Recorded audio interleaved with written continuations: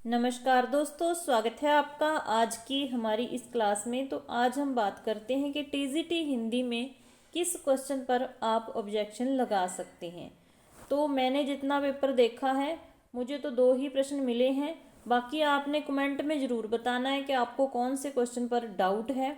जिस क्वेश्चन पर आपको डाउट हुआ तो मैं उसको देखकर आपको बता दूंगी कि हाँ, मतलब ये गलत है या सही है। तो बात करते हैं कौन सा क्वेश्चन गलत है। कई बच्चों को इस क्वेश्चन में 97 नंबर जो क्वेश्चन है इसमें डाउट लग रहा था कि जो मन कामना है, आंसर की में ये ऑप्शन बता रखा है कि असंगत है मन कामना। कई को ये लग रहा था कि ये सही है, बाकी तो तीनों ही सही है, जश भव, शिर, मणि, ठीक है, अधगति, ये सही है। लेकिन जो मन कामना है, ठीक है, ये मन कामना ऐसे ही लिखा जाता है, विसर्ग साथ रहते हैं, क्योंकि जब भी विसर्ग के बाद कोई भी अघोष व्यंजन आ जाता है ना, तो क्या होता है, अघोष वर्ण कह सकते हैं, तो वो मतलब विसर्ग वैसे का वैसा ही रहता है। अगर यहाँ सघोष वर्ण होता है कोई, तो वो ओ में बदल जाता है, ठीक है। तो यहाँ पर मन कामना ही आएगा, लेकिन यहाँ पर मनोकामना लिख रखा है। अगर हम इसकी शुद्ध वर्तनी की बात करें तो विसर्ग कामना ऐसे ही लिखा जाता है, ठीक है। तो यहाँ पर ये सही है, इस पे डाउट नहीं करना मेरे अनुसार। बाकी आप कमेंट में ज़रूर बताना कि आपको इस पर डाउट मतलब क्यों लग रहा है। अगला हमारा प्रश्न है, ये मैं आपको प्रूफ के साथ दिखा सकती हूँ कि इसमें जो ऑप्शन माना गया है आंसर की में 98 नंबर का जो क्वेश्चन है उसमें माना गया है, प्रश्न क्या है कि आचार्य विश्वनाथ के मत में रस की विशेषता नहीं है। तो आंसर की में रस ब्रह्मानंद है, तो ये विशेषता कह रखा है कि नहीं है, जबकि ये विशेषता उन्होंने बताई हुई है। हम उनकी परिभाषा देखते हैं, ठीक है। तो ये है विश्वनाथ द्वारा दी गई परिभाषा। रस को ब्रह्मानंद सहोदर सर्वप्रथम कहने वाले हैं भट्टनायक, ठीक है, भट्टनायक ने कहा है। उसके बाद विश्वनाथ जी की परिभाषा है। तो जो जो ऑप्शन है वो साथ में देखते चलिए। यहाँ पर ब्रह्मा स्वाद लिखा हुआ है, ठीक है, ब्रह्मा स्वाद और ब्रह्मानंद एक ही है, क्योंकि ऊपर जो लाइन लिखी हुई है कि रस को ब्रह्मानंद सहोदर सर्वप्रथम भट्टनायक ने कहा, उसके बाद किसने कहा है, विश्वनाथ ने कहा है, ये मतलब इसका बनता है।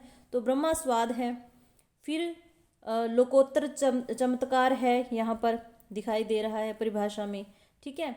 इसके बाद उन्होंने अखंड अखंड कहा है, तो वो है सत्वोद्रेकादखंड, सत्वोद्रेकादखंड।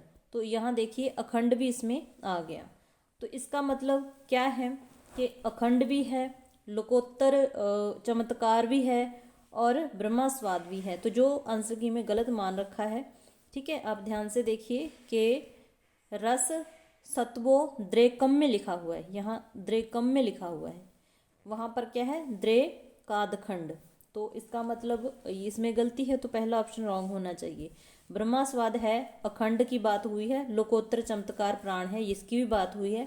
एक आप और देखिए, यहाँ पर है ये और बुक में दे रखा है, आचार्य विश्वनाथ का मत।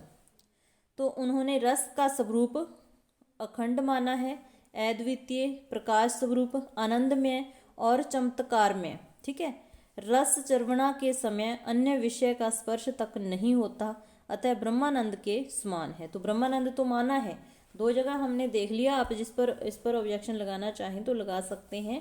इसमें ब्रह्मानंद मतलब सही है, ठीक है।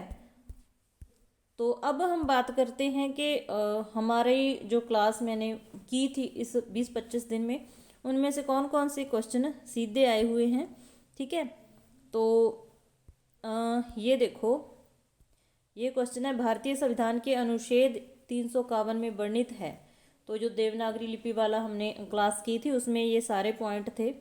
हिंदी भाषा का प्रसार मतलब वृद्धि करना तथा उसका विकास करना, तो ये है किसमें, 351 में, ठीक है।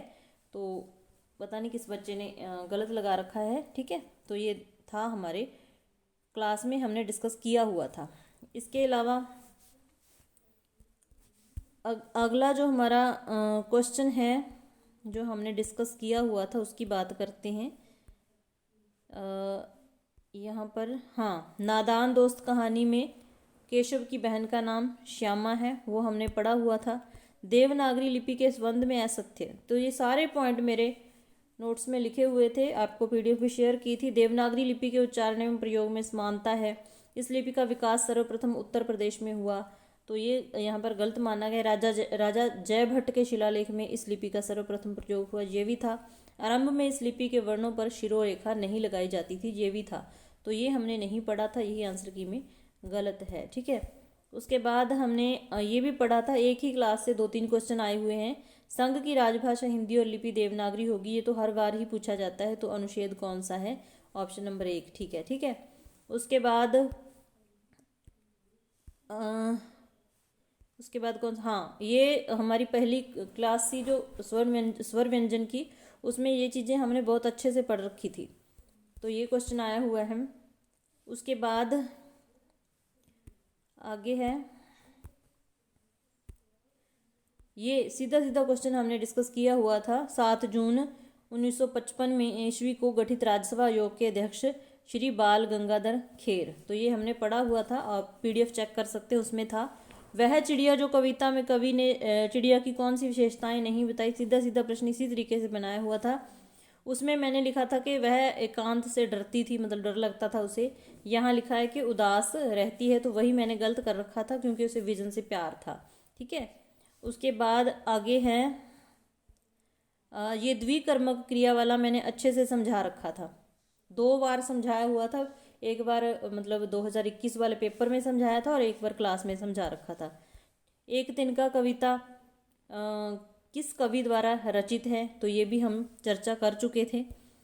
उसके बाद अगला हमारा जो क्वेश्चन है डिस्कस किया हुआ था लास्ट क्लास में, मैंने ये डिस्कस किया था कि जो माधव दास था उसने चिड़िया के लिए सोने का घर बनाया था। उसकी खुद का जो महल था, कोठी थी, जो भी संगमरमर की बनी हुई थी, तो माधव दास जहाँ पर हमने किया हुआ था। ठीक है, उसके बाद यहाँ पर अगला क्वेश्चन है, मतलब कि ऐसा नहीं कह सकते कि हमने पढ़ा, जो हमने पढ़ा उसमें से कुछ आया नहीं। बहुत सारे क्वेश्चन ऐसे हैं जो आए हैं, क्वेश्चन तो एक ही फेल कर देता है और एक ही पास कर देता है। अगला हमारा क्वेश्चन जहाँ पर लोकगीत अध्याय में लेखक ने भोजपुरी के किस लोकगीत का उल्लेख किया है, तो ये भी हमने अच्छे से पढ़ रखा था। नेक्स्ट क्वेश्चन है, हाँ, ये मिठाई वाले का कौन रचनाकार है, ये भी हम अच्छे तरीके से पढ़ चुके थे, क्लास से है ये भी क्वेश्चन। ठीक है, उसके बाद संसार पुस्तक है, मैंने स्पेशल भी पढ़ा रखी थी और इसमें ये चीज़ खास करके बताई थी कि ये कहाँ से ली गई है। ठीक है, इसकी विधा क्या है, इसकी बात कर चुके थे हम। जिस बच्चे ने क्लास देखी है उसके 15 क्वेश्चन बिल्कुल सही होने चाहिए इस 60 में से। ठीक है, तो ये जो अलंकार है इसमें सारे ही अलंकारों की हमने चर्चा की थी कि किसमें क्या होता है, किसमें क्या नहीं होता। उसके बाद आगे क्वेश्चन है, हाँ, एक बच्चे ने कहा था कि इस क्वेश्चन पर डाउट है, आदिकाल के नामकरण पर। तो यहाँ पर सही आंसर माना गया है बीज बपन काल हजारी प्रसाद द्विवेदी, तो यहाँ पर महावीर प्रसाद द्विवेदी आना था, यही असंगत है, इसमें कोई डाउट वाली बात नहीं है, सारा ये क्वेश्चन सही है। ये संधि चारण काल राम कुमार वर्मा ने ही कहा है, वीर काल विश्वनाथ प्रसाद ने। जे मैंने एक एक चीज़ बता रखी थी कि वीर काल आ जाए तो विश्वनाथ प्रसाद ने कहा है। सिंध सामंत काल पंडित राहुल सांकृत्यायन ने ये चर्चा की हुई थी। ठीक है, तो इसका 2 ही सही रहेगा। इसके बाद ये सार्वनामिक विशेषण वाला, विशेषण की क्लास में मैंने अच्छे से समझा रखा था कि मतलब विशेषण वाले जो है, हिमालय की बेटियों वाला ये पाठ भी हमने किया था, इसकी चर्चा हो रखी थी। ये रहीम वाला मैंने पूरा करवाया था कविता में कि ये उसकी मतलब दोहे हैं, इसका क्या अर्थ है, तो ये भी किया हुआ है। तो तकरीबन हम कह सकते हैं कि 15 क्वेश्चन हमारी क्लास में डिस्कस किए हुए थे। जिसने अच्छे से क्लास देखी है उसने ज़रूर सही किए होंगे।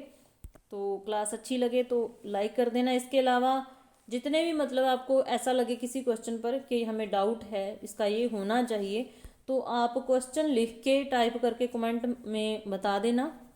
मैं कोशिश करूँगी कि मतलब उसको देखने की, प्रूफ ढूंढने की, और फिर मैं आपको बता दूंगी। ठीक है, कम्युनिटी में बता दूंगी, चाहे किसी तरीके से आपको बता दूंगी।